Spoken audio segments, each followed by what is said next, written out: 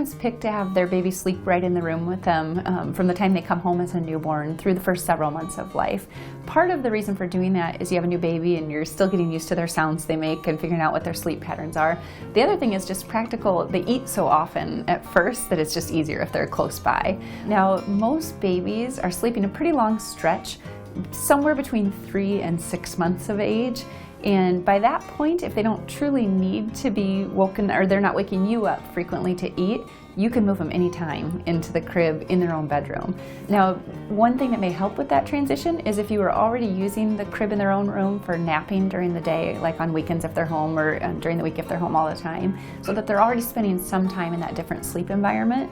It does tend to feel different because it doesn't have any close walls the way a little bassinet or a cradle may have had. The nice thing is, though, it gives them more room to move.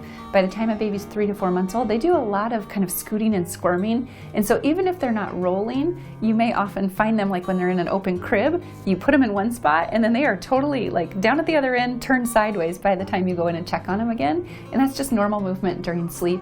By the time a baby is 6 months old, they should probably be in their own crib, in their own room, sleeping through the night.